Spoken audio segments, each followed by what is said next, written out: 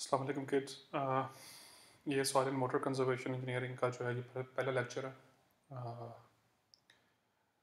तो थोड़ा सा स्टार्ट में I would like to discuss the scope of this course. Scope का मतलब होता है कि कौन कौन सी चीज़ें जो हैं इसमें आती हैं और कौन कौन सी चीज़ें इसके अंदर जो है इस कोर्स में हम नहीं करेंगे। ठीक है, तो लास्ट कोर्स की तरह मैं इस कोर्स को भी जो है वो वाटर साइकिल से ही स्टार्ट करूँगा। रीज़न बीइंग कि soil and water conservation engineering का जो कोर्स है उसमें एक पार्ट में हम जो है वो स्टडी करेंगे कि हमने पानी को कैसे कंजर्व करना है, इसके नाम से ही ज़ाहिर है। ठीक है, और दूसरे पार्ट में हम ये स्टडी करेंगे कि हमने सॉइल को जो है वो कैसे कंजर्व करना है। ठीक है, अच्छा, वाटर साइकिल से इसको मैं स्टार्ट करूँगा। Before I start discussing the components of water cycle, जो ऑलरेडी अंडरस्टैंड के वाटर साइकिल जो है किस तरीके से ऑपरेट करता है, इसके क्या क्या जो है ना वो गवर्निंग प्रिंसिपल्स हैं, इसमें कौन कौन सी चीज़ें जो है ना वो होती हैं, कौन कौन से कंपोनेंट्स हैं इसके, ये सब चीज़ें आपको ऑलरेडी पता है। इसलिए मैं थोड़ा सा जो है ना लेवरेज लूँगा। और before I discuss water cycle, I would like to discuss in detail the uh, the principal contents that we'll cover in the course, by specifically discussing the title, because जो title होता है किसी भी course का, that gives you the entire information on the course। ठीक है, तो इन अ वे मैं जैसे पहले भी बोलता हूँ कि अगर कोई बुक स्टडी करनी है, अगर कोई जो है वो कोई कोई कोई कोई बुक के अलावा कोई भी चीज़ को डिस्कस करना है, कोई कॉलम पढ़ना है, कोई रिसर्च आर्टिकल पढ़ना है, तो the first thing that you need to properly understand is the definition of it. या जो उसकी हेडिंग होती है ना, वो टाइटल किसी भी चीज़ का, उसको लाजमी आपने जो है गौर से पढ़ना। इस कोर्स का टाइटल जो है वो soil and water conservation engineering है। ठीक है, तो जहाँ पर भी ये लफ्ज़ आप इंजीनियरिंग पढ़ोगे ना, इसका मतलब जो है, जो लफ्ज़ इंजीनियरिंग का है, मैं इसको ज़रा अलग से डिस्कस करूँ इसको। तो जो इंजीनियरिंग है इसका मतलब होता है बाय यूजिंग इंजीनियरिंग नॉलेज। ठीक है, ठीक है, जहाँ पे भी आप इंजीनियरिंग पढ़ोगे किसी भी कोर्स के एंड पे, तो उसका मतलब यही होता है कि बाय यूजिंग इंजीनियरिंग नॉलेज। अब सॉइल एंड वाटर कंजर्वेशन, ये तो तीनों चीज़ें हमें ऑलरेडी पता है कि हमने सॉइल को और पानी को, कंजर्वेशन का मतलब होता है उसे कंजर्व करना, उसको बचाना। देखो, जैसे हम ऑलरेडी बात करते हैं ना कि जब ये यूनिवर्स, जब ये दुनिया बनी थी, जब ये ज़मीन बनी थी, अ, तो ये जो जब से जैसे मैं मिसाल देता हूँ कि जब ये दुनिया जो है ना वो बनी होगी, मार्ज़ वजूद में आई होगी, तो हर चीज़ जो है ना इस दुनिया के अंदर वो एक एक कांस्टेंट जो है ना उसके अंदर हमें मिली थी। मैं ज़रा अपना वाईफाई ऑन कर दूँ बिकॉज मेरे व्हाट्सएप पे मैसेजेस आ रहे हैं। अच्छा, हम जब भी ये दुनिया बनी थी, इसमें हर चीज़ जो है वो एक एक एक क्वांटिफाइड फॉर्म में थी। ठीक है, अब इस दुनिया में जो है ना सॉइल भी थी, इस दुनिया में पानी भी था, इस दुनिया के अंदर जो है ना वो और भी चीज़ें थी, मतलब और भी कई चीज़ें हैं हमारी हमारी दुनिया में। ये सारी की सारी जो हैं, ये रिसोर्सेज जो है ना, इनको बोलते हैं रिसोर्सेज। ये कांस्टेंट मैग्नीट्यूड में रहते हैं। ठीक है, ये कांस्टेंट जो है ना फॉर्म में ये रहते हैं। ठीक है, अच्छा, पानी भी कांस्टेंट है। जब से दुनिया बनी है, पानी ना बढ़ रहा है ना कम हो रहा है। ये बस क्या होता है कि पानी जो है ना वो वाटर साइकिल से जो है ना, इसका प्रिंसिपल एक वो पढ़ा हुआ आप लोगों ने कि पानी जो है वो सी से जो है वेपरेट होता है, फिर जो है वो क्या करता है कि उसके क्लाउड्स बनते हैं, फिर वो प्रेसिपिटेशन होती है, फिर दोबारा रन ऑफ बनता है और पानी फिर दोबारा सी में आ जाता है। ये कंसिस्टेंट एक साइकिल है जो कि चल रहा है जब से दुनिया बनी है, और जब तक चलती रहेगी तब तक यही प्रिंसिपल जो है ना ये बन रहेगा। वाटर की जो क्वांटिटी है दैट इज़ कांस्टेंट, जब से बनी थी अब तक, apart from what we drunk या हमने जो यूज़ किया है, उसके अलावा जो है वो उसका जो मैग्नीट्यूड है पानी का वो कांस्टेंट है। ठीक है, एक तो ये चीज़ होगी कि पानी जो है, चाहे हम उसको यूज़ करें या ना करें, हर साल पानी जो है वो क्या करता है, हर साल कह रहा हूँ, हर थोड़े अरसे के बाद एक साइकिल चलेगा और उस साइकिल के साथ जो है हमें पानी जो है दोबारा मिल जाएगा, लेकिन वो है कांस्टेंट फॉर्म में। ठीक है, मतलब कि वो बढ़ेगा नहीं, हमेशा उसकी क्वांटिटी जो है ना कम तो हो सकती है, लेकिन कभी भी क्वांटिटी बढ़ती नहीं होती है। ठीक हो गया। फिर दूसरी चीज़ है सॉइल। वाटर तो हमें फिर मिल जाता है थ्रू वाटर साइकिल, लेकिन जो सॉइल है ना ये नहीं मिलती होती आपको, चाहे कोई साइकिल आप लगा लो, सॉइल का कोई साइकिल नहीं है। ठीक है, जब बारिश होती है ना, अब मुझे वो एक स्टेटमेंट याद आ रही है, जब बारिश आता है तो होता ये है कि बारिश के आने के साथ साथ जो है ना वो पानी आता है, तो जो सरफेस रौनक बनता है इससे बारिश की वजह से, उससे क्या होता है सरफेस रौनक से, जब पानी जो है उसका रनऑफ बनेगा ना, तो हमेशा देखा होगा आपने, जब पानी बह रहा हो ज़मीन के ऊपर तो कभी भी पानी जो है वो प्योरीफाइड फॉर्म में नहीं होता। हमेशा पानी का कलर चेक करो, हमेशा उसका जो कलर है वो क्या होगा, वो गदला होगा पानी का रंग। ठीक है, अब पानी का वो रंग जो है, जो कि गदला रंग है, बेसिकली वो क्यों है, क्योंकि जब पानी जो है सरफेस के ऊपर रन करता है ना, तो वो अपने अंदर सॉइल को जो है वो एब्जॉर्ब करता है। Water is the universal solvent. ठीक है, वो करता क्या है कि वो मिट्टी को जो है ना अपने अंदर वो डिज़ोल्व करता है। ठीक है, डिज़ोल्व तो खैर नहीं मुझे लफ्ज़ यूज़ करना चाहिए, अपने अंदर मिक्स करता है, mix is a better term. ठीक है, पानी जो है मिट्टी को अपने अंदर मिक्स करता है, फिर जब वो रन ऑफ उसका बनता है तो हमेशा आपको पानी जो है उसी मिट्टी की वजह से गदले फॉर्म में नज़र आता है।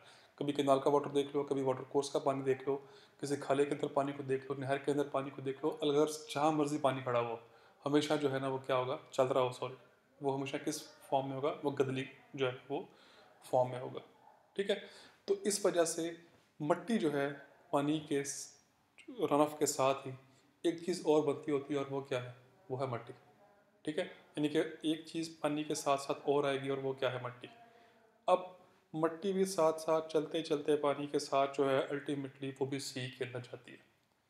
ठीक है, पानी तो वापस आ जाता है थ्रू वाटर साइकिल, लेकिन वो जो मिट्टी जो पहुंची है सी के अंदर वो कभी भी वापस नहीं आएगी। समझ रहे हो इस बात को।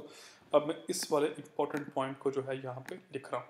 जो पिछली डिस्कशन है दैट इज़ नॉट इम्पॉर्टेंट, उसमें से जो इंपॉर्टेंट पॉइंट है वो अब है जो मैं लिख रहा हूँ। ठीक है ना, लेकिन वो सुनना बहुत लाजमी है, ताकि आपको ये सिंपल, अगर आप बुलेट पॉइंट्स देखोगे जो मैं लिख रहा हूँ, तो हो सकता है कि बात को समझना जो है ना इतना आसान ना हो। तो उस पूरी डिस्कशन को जो है उसको सुनना बहुत ज़रूरी है। ठीक है, तो उससे जो हमने कंक्लूड किया है वो मैं भी लिख रहा हूँ इस टाइम, कि when water flows,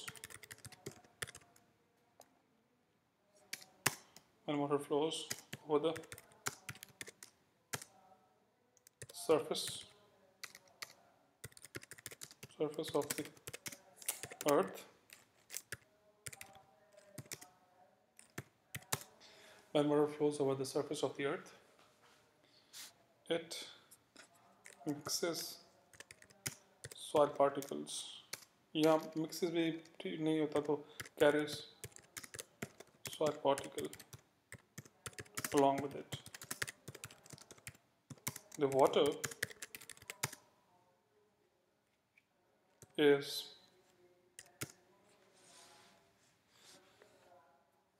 brought back to the surface of the earth. इसमें से एक स्टेप मैं मिस कर रहा हूँ, मैं उसको भी लिख दूँ साथ में। The both water and the soil end up being in the sea. ठीक है, कि जो दोनों पानी जो और जो सॉइल हैं वो दोनों क्या करेंगे, कहाँ पे जाके वो ख़त्म होंगे, वो जाके ख़त्म होंगे या गिरेंगे समंदर के अंदर। पानी जो है, वाटर इज़ रिसाइकल्ड कह लो या ब्रॉड बैक कह लो, आपका जो दिल करे उसमें से जो आसान लगे उसका बोलो। वाटर इज़ रिसाइकल्ड या साइकल्ड, रिसाइकल्ड एक और टर्म चली जाती है। वाटर इज़ साइकल्ड, या ब्रॉड बैक बोलो या साइकल्ड बोलो, दोनों लफ्ज़ जो है ना वो ठीक है। Cycle back the surface of the earth through water cycle. However, the soil that ends up in the ocean can never be brought back। ठीक है, कि वो जो मट्टी है ना वो आप कभी भी वापस लेके नहीं आ सकते समंदर से। ठीक है, अगर आप लेके भी आना चाहो तो इतना महंगा वो काम है, इतना कॉस्टली काम है कि आप उसको वापस लेके नहीं आ सकते। ठीक है ना, यही वजह है कि आजकल पानी से ज़्यादा जो साइंटिस्ट के लिए लम्हा फिक्रिया बना हुआ ना वो क्या है, वो ये है कि जी हमारी ज़मीन के ऊपर जो है ना वो सॉइल आहिस्ता आहिस्ता ख़त्म हो रही है। आप लोगों में से जिन लोगों ने मूवी मार्शियन देखी हुई है, ठीक है, मैट डेमन की मूवी बहुत अच्छी मूवी है, जिसने नहीं देखी हुई जाके देखे वो। मार्शियन मूवी के अंदर what is the first thing that discover on the Mars, वो मड को डिस्कवर करते हैं मार्स के ऊपर, जिसके अंदर वो आलू लगाते हैं। जिसने नई मूवी देखी हुई, इट्स एन एक्स्ट्रॉर्डनरी मूवी, इस वीकेंड के ऊपर जो है लास्ट में देखना। ठीक है, तो उस मूवी के स्टार्ट में दे discover mud on the surface of the Mars, और फिर वो उस मड के अंदर जो है वो अल्टीमेटली उसके अंदर वो आलू लगाते हैं। ठीक है ना, सो बिकॉज रीज़न बीइंग कि आलू को उगाना थोड़ा आसान होता है, तो that is the only crop that can grow on the surface of the Mars. तो बहरहाल बताने का मकसद ये था कि मड को डिस्कवर करने के बाद दे स्टार्ट ग्रोइंग आलू on the surface of the Mars. तो बहरहाल तो बताने का मकसद ये है कि पानी तो ज़रूरी है ही है फसल को लगाने के लिए। एक चीज़ और जो बहुत ट्रिवियल है वो क्या है, वो है सॉइल। यही वजह है कि पंजाब में जो है ना, आप पंजाब में जो है आप पंजाब जो है is called agricultural land of the country. हम पंजाब में जो है ना उसको क्यों कहते हैं कि जी ये एग्रीकल्चरल लैंड है, यहाँ की जो एग्रीकल्चरल लैंड है वो बड़ी अच्छी है। क्या वजह कि यहाँ पे सॉइल है। ठीक है ना, लेकिन जो हमारे नॉर्दर्न एरियाज़ हैं, नॉर्दर्न एरियाज़, इसके बारे में आप क्या कहोगे? क्या यहाँ पे जो है ना वो फसलें लगा सकते हो नॉर्दर्न एरियाज़ के अंदर? नॉर्दर्न एरियाज़ के अंदर मतलब नॉर्दर्न एरियाज़ के अंदर you can grow, you can't grow abundant crop. ठीक है ना, कि आप ज़्यादा वहाँ पे फसलें नहीं लगा सकते क्योंकि वहाँ पे इतनी मिट्टी नहीं है। वो पत्थर हैं, ठीक है ना, बाकी मिनरल्स हैं वहाँ पे, लेकिन वहाँ पे क्या है कि वहाँ पे मिट्टी नहीं है। इस वजह से पानी है वहाँ पे, पानी जो है नॉर्दर्न एरियाज़ के अंदर जितना जो है वो मतलब प्योरीफाइड वाटर उस इलाके में है, उतना तो पूरे पाकिस्तान में नहीं है। ठीक है, इनफैक्ट हम भी उन्हीं ज़मीनों का पानी पीते हैं बेसिकली। ठीक है ना, ये नेस्ले वेस्ले जो है ख़त्म हो जाएगा उसके आगे, जितना अच्छा पानी वहाँ मिलता है। ठीक है, लेकिन वहाँ पे फिर भी फसलें नहीं लगा सकते लोग, लगाते हैं लेकिन वो उसके लिए मिट्टी जो है वो बेसिकली लोग जो है ना डाउन वाले एरियाज़ जो होते हैं वहाँ से लेके उन इलाकों में जाते हैं। मतलब मिट्टी उन इलाकों के अंदर बाहर से लाई जाती है ताकि फसल को लगा सको। ठीक है ना, तो वहाँ पे सॉइल नहीं है, इस वजह से वहाँ पे आप जो है ना अबंडेंट क्रॉप या ज़्यादा क्रॉप जो है वो नहीं लगा सकते। इसलिए बड़ा प्यारा कुदरत का निज़ाम है कि पानी जो है वो कहाँ से आएगा, पहाड़ों से आएगा। ठीक हो गया, फसलें जो है कहाँ लगेंगी, ज़मीनी एरियाज़ में लगेंगी, और फिर जो है मतलब पानी वहाँ से ज़रूरी है, मिट्टी यहाँ पे ज़रूरी है, तो तभी फसल जो है ना वो उग सकती है। सो हमने अभी तक ये सीखा है कि पानी और मिट्टी दोनों बहुत ही इम्पोर्टेंट है एग्रीकल्चर के लिए। ठीक है, तो इस वजह से हम इस कोर्स के अंदर ये वो इंजीनियरिंग नॉलेज जो है ना गेन करने की कोशिश करेंगे जिसको यूज़ करते हुए आप पानी और मिट्टी दोनों को बचा सकते हो। ठीक है, कंजर्व कर सकते हो। बचाना और कंजर्व करने में थोड़ा डिफरेंस है। कंजर्व करने का मतलब ये होता है कि you store it for good. ठीक है ना, लगाना आपने है ही है, लेकिन आप उसको कंजर्व कर सकते हो, उसका उसका उसकी जो लॉसेस हैं उसको मिनिमाइज कर सकते हो। लॉसेस होने ही होने, लेकिन आप उसको मिनिमाइज करने के तरीके इस पूरे कोर्स में सीखोगे। ठीक है ना, तो एक बॉटम लाइन, चूँकि मुझे आता था कि मैं ये सवाल स्कोप के बारे में लाजमी करता होता हूँ, तो क्या आंसर हुआ इसका पूरे का? The scope of the work, the scope of the course involves understanding the engineering knowledge,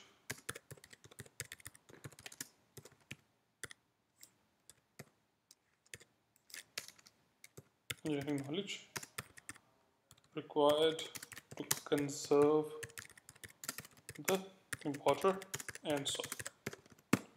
ठीक है ना, ये है इस पूरे के पूरे कोर्स का स्कोप। आई होप कि ये पहली स्लाइड जो है क्लियर हो गई होगी आपको। मैं यहीं पे इसको जो है ना वो एंड करूँगा और I will start in the next slide from the I will start the next presentation from the next slide. Okay, so stay tuned.